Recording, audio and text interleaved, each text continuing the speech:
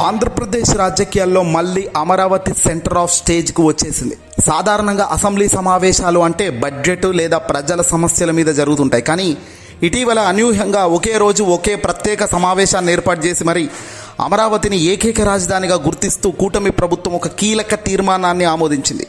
ఈ తీర్మానానికి కేంద్ర హోంశాఖకు పంపారు. అసలు ఈ 20 నెలల తర్వాత ఇప్పుడు ఈ నిర్ణయం ఎందుకు తీసుకోవాల్సి వచ్చింది? దీని వెనక ఉన్న అసలు కారణాలు ఏమిటి? దీని వెనక ఉన్న అసలు రీజన్స్ ఏమిటి? గెజిట్ నోటిఫికేషన్ అసలు చిక్కు ఎక్కడుంది? గతంలో 2014 నుంచి 2019 మధ్య అమరావతిని రాజధానిగా ప్రకటించినప్పుడు దాన్ని అధికారిక గెజిట్గా ప్రస్తావించలేదన్నమాట. ఇదే అంశాన్ని జగన్మోహన్ రెడ్డి గారు తన 5 ఏళ్ల పరిపాలనలో ఒక ఆయుధంగా వాడుకున్న సంగతి మనకు తెలిసిందే. అమరావతికి చట్టబద్ధత లేదు కాబట్టి అది కేవలం గ్రాఫిక్స్ అంటూ 3 రాజధానుల ప్రతిపాదనను వైజాగ్, కర్నూలు, అమరావతి అంటూ ఆయన తెరపైకి తెచ్చారు. జగన్మోహన్ రెడ్డి గారి విశ్లేషణ ప్రకారం అప్పట్లోనే అంటే 2014-2019 మధ్యలో చంద్రబాబు ప్రభుత్వం ఈ చట్టబద్ధత ప్రక్రియ పూర్తి చేసి ఉంటే జగన్ రాజధానిని మార్చే సాహసం చేసేవారు కాదు. కానీ ఇప్పుడు కూటమి ప్రభుత్వం ఇదిగో ఆ పాత తప్పును సరిదిద్దుకుంటుంది.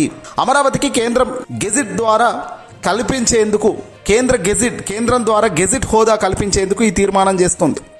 ఇక ప్రస్తుతం అమరావతిలో 2వ విడత 3వ విడత అంటూ భూసేకరణ చేపట్టాలని ప్రభుత్వం భావిస్తుంటే ఇక్కడే అసలు సమస్యలు వస్తున్నాయి. గడిచిన 12 ఏళ్లుగా మొదటి విడతలో భూములు ఇచ్చిన రైతులకే దిక్కు లేదట. మరి ఇప్పటికీ తమ ప్లాట్లు ఎక్కడున్నాయో తాము చూసుకునే పరిస్థితి లేదు.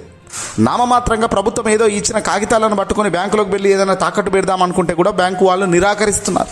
ఎందుకంటే భూమి ఫిజికల్గా లేదు కాబట్టి, ఎక్కడుందనేది చెప్పలేం కాబట్టి. రాజధాని మళ్ళీ మారుతుందేమో అన్న భయం ప్రజల్లో ఉంది. అందుకే కొత్తగా భూములు ఇవ్వడానికి రైతులు నిరాకరిస్తున్నారని, కొందరు రైతులు అధికారుల మీద తిరగబడుతున్నారని, ఇక రాజధాని మారదు, ఇది చట్టబద్ధమైంది అని రైతుల్లో నమ్మకం కలిగించి భూసేకరణ రెండో విడత భూసేకరణకు సైతం సులభతరం చేయడమే ఈ తీర్మానం వెనుక ఉన్న అసలు చంద్రబాబు లక్ష్యంగా కనబడుతుంది. ఇక్కడ ఇదే తీర్మానానికి సంబంధించి అసెంబ్లీలో పదే జగన్మోహన్ రెడ్డి గారి పేరు వినిపించింది. ఇక్కడ మీరు ఒకసారి చూడొచ్చు. నారా లోకేష్ గారికి అసెంబ్లీ సాక్షిగా పవన్ కళ్యాణ్ ఏం చెప్తున్నారో చూడండి ఒకసారి. నాకు లోకేష్ గారు చెప్తా, ప్రతి ఒక్కరికి ఇదే భయం ఉంది, మళ్ళీ రేపు పొద్దున వీళ్ళు వస్తే ఏం చేస్తారని. ఏమి చేయలేరు, రారు, ఏమి చేయలేరు. దానికి ప్రతి పెట్టుబడి పెట్టేవాడు, భూమి ఇచ్చిన ప్రతి రైతు, సెంటు భూమి ఇచ్చిన రైతు దగ్గర నుంచి 1,00,000 కోట్లు పెట్టిన మన లక్ష్మీ గారి దాకా ప్రతి ఒక్కరు ఏమడుతుంది? They need stabilities. We have to commit ourselves. We will give stability for the 5 crore people of Andhra Pradesh. Through that we will stabilize our country, Bharat. ఇది కనుక మనం నిలబడకపోతే మనందరికీ భిన్నమైన అంశాల్లో కొంత తేడాలు ఉండొచ్చేమో, అభిప్రాయ భేదాలు ఉండొచ్చేమో, పాలసీ ఎలా కాకుండా ఎలా చేయొచ్చేమో అభిప్రాయ భేదాలు వస్తాయేమో రావచ్చేమో నాకు తెలియదు.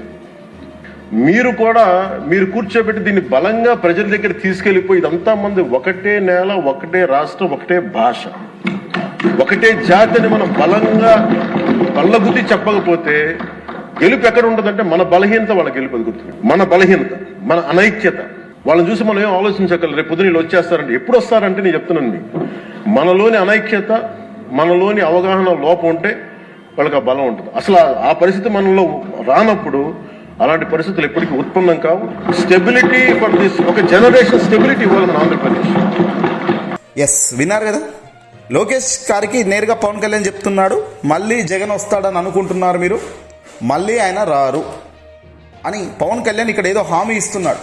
ఇతను మొత్తం 2 తెలుగు రాష్ట్రాలకు సంబంధించిన రాజకీయ నాయకుడికి సంబంధించి ఒక పార్టీకి సంబంధించిన అధినేత అధికారంలోకి వస్తాడా రాడా అనే విషయాన్ని పవన్ కళ్యాణ్ అసెంబ్లీ సాక్షిగా మాట్లాడుతూ మళ్ళీ జగన్ రాడు అంటూ లోకేష్ గారికి చెప్పే ప్రయత్నం చేస్తున్నారు. జగన్ మళ్ళీ వస్తే రాజధాని మారుస్తాడేమో అని ప్రజలు అనుకుంటున్నారు అంటే పవన్ కళ్యాణ్ దానికి మనం కలిసి ఉన్నంత వరకే వాళ్ళు రారు, మనం కలిసి ఎంత బలంగా ఉంటాం అనేదే ముఖ్యం అంటూ పవన్ అంటున్నాడు. అంటే దీని వెనకాల ఒకవేళ కూటమి ఓడిపోతే జగన్ మళ్ళీ పవర్లోకి వచ్చేస్తారనే భయం, ఆందోళన పవన్ మాటల్లో అక్కడ పక్కకున్న అందరి నాయకుల ముఖాల్లో చూస్తుంటే కరెక్ట్గా కనబడుతుంది. ఒకవేళ కూటమి ప్రభుత్వం సరైన పరిపాలన అందిస్తే ప్రజలు వేరే నాయకుడి వైపు ఎందుకు చూస్తారు? చూడరు కదా.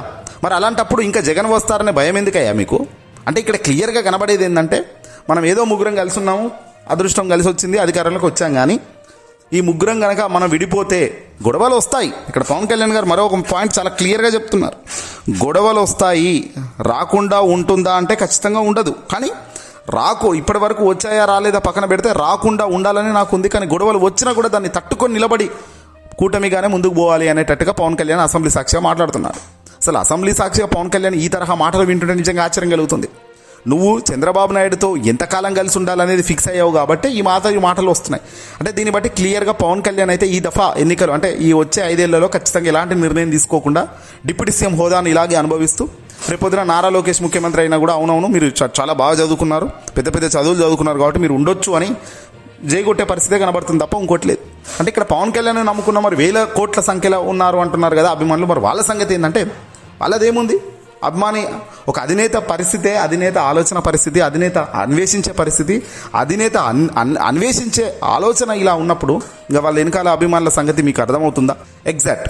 ఇక ఈ తీర్మానం కేవలం చట్టబద్ధతకే పరిమితం కావడం, ఆంధ్రప్రదేశ్ పునర్విభజన చట్టం ప్రకారం రాజధాని నిర్మించాల్సిన బాధ్యత కేంద్రానికి ఉంటుంది. అప్పుడు కేంద్రంకి సంబంధించి కేంద్రంకు కూడా కొన్ని బాధ్యతలు ఉంటాయి కదా, మరి వాటి సంగతి ఏంటి అనేది ఇప్పుడు ప్రత్యర్థులకు హస్రంగా మారే అవకాశం ఉంది. రాజధాని నిర్మాణానికి కేంద్రమే పూర్తిగా నిధులు ఇవ్వాలి కదా, అమరావతి కోసం తెచ్చిన అప్పుల్లో కేంద్రం వాటా తీసుకోవాలి, పరిశ్రమలు పెట్టే వారికి ట్యాక్స్ పన్ను రాయితీలు ఇవ్వాలి. ఇవేవి అడగకుండా కేవలం చట్టబద్ధత కల్పించండి అని అడగడం వల్ల రాష్ట్రానికి వచ్చే అదనపు ప్రయోజనం ఏమీ ఉండదు కదా అనేది వైసీపీ నుంచి బలమైన వాదన. చివరకు అమరావతికి చట్టబద్ధత రావడం ఓకే కానీ దానికి కేవలం రాజకీయ ప్రయోజనాల కోసమో లేదంటే జగన్మోహన్ రెడ్డి గారి భయంతోనో చేస్తున్నట్టుగా క్లియర్గా కనబడుతుంది తప్ప మరొకటి కాదు.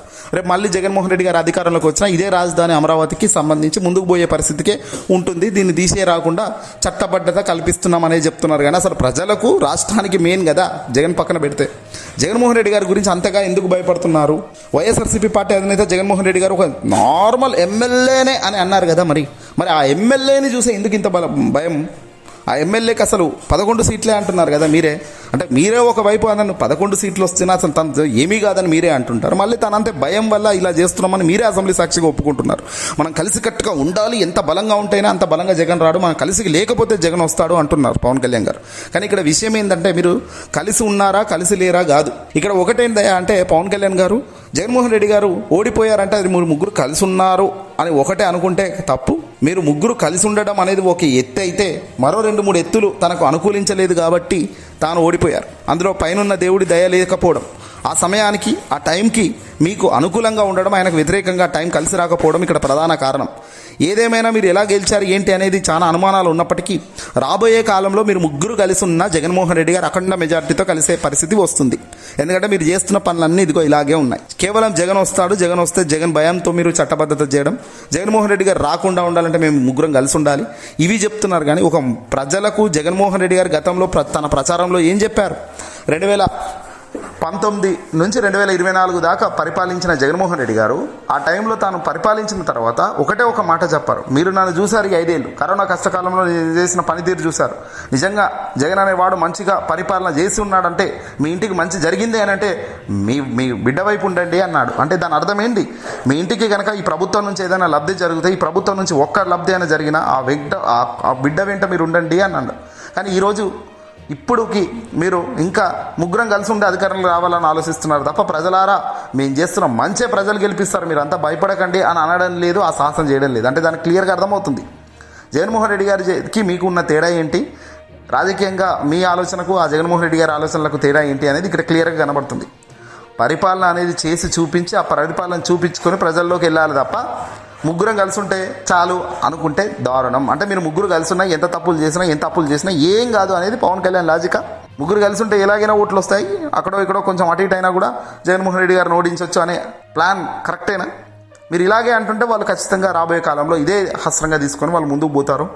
పాదయాత్ర కనుక జగన్మోహన్ రెడ్డి గారి స్టార్ట్ అయిందంటే ఇవేవి కూడా ఆపే పరిస్థితి ఉండదు. సునామీ కింద మొత్తం కూడా పన్నీర్ అవుతుంది, ఇదంతా కూడా కొట్టుకుపోయే పరిస్థితి వస్తుంది. కాలం ఎప్పుడు సమాధానం చెబుతూనే ఉంటుంది. ఆ కాలం చెప్పే సమాధానంకు మనం వింటే మనం అపవిజయం కాకుండా ఉండేదానికి కొద్దో గొప్ప ఆస్కారం ఉంటుంది. పవన్ కళ్యాణ్ గారు డిప్యూటీ సీఎం హోదాలో ఉండి తన పార్టీ జనసేన పార్టీకి సంబంధించిన పార్టీని మరి కంప్లీట్గా టీడీపీలో పెట్టేస్తే బాగుంటుంది. కానీ ఆయన అలా పెట్టేయకుండా ఇంకా ఆయన ఏదో పార్టీని అలాగ కొనసాగిస్తూ ఆ పార్టీ ఉన్న వాళ్ళకి న్యాయం చేయకుండా పైగా ఇతర పార్టీలకు జైకొట్టండి అంటే అది కష్టతరం అవుతుంది. స్థానిక ఎన్నికలు కనుక బయటకు వస్తే నిజంగా ఈ ఫలితాలన్నీ కూడా వస్తాయి. ఏ పార్టీకి ఎవరు అండగా ఉన్నారు అనేది కూడా బయటకు వస్తుంది. ప్రజల తీర్పు కూడా గట్టిగానే ఉంటుంది స్థానిక ఎన్నికలతో, రాబోయే స్థానిక ఎన్నికలు. వీడియోని అసలు ఎక్కడి షేర్ చేయండి.